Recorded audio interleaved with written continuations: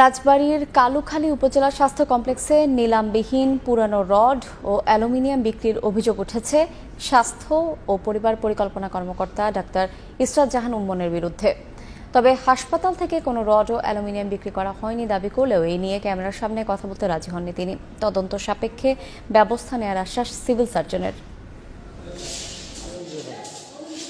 মোবাইলে ধারণ করা ফুটেজে দেখা যায় স্বাস্থ্য কমপ্লেক্স থেকে হাতে করে পুরান রড বের করা হচ্ছে, পরে সেগুলো ভ্যানে করে নিয়ে যাওয়া হচ্ছে।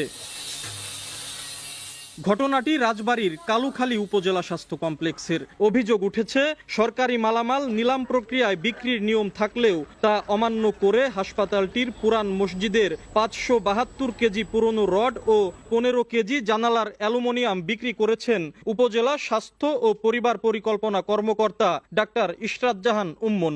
আর এ কাজে তাকে সহযোগিতা করেন হাসপাতালের ফার্মাসিস্ট শেখ আক্তারুজ্জামান।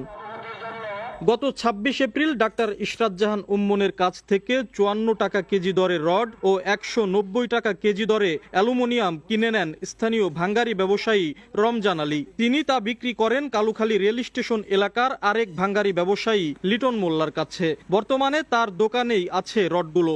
ম্যাডামের কাছে নিয়ে যা বললো কত করে কেজি দিবি, আমি বললাম 52 টাকা। 52 টাকা না, লাস্ট পর্যন্ত আমি বললাম 54 টাকা দেবো না। তাহলে অ্যালুমিনিয়াম কিনছি হলো 15 কেজি রমজান কাকার কাছতে, সে বললো হাসপাতালেতে রড টানছি।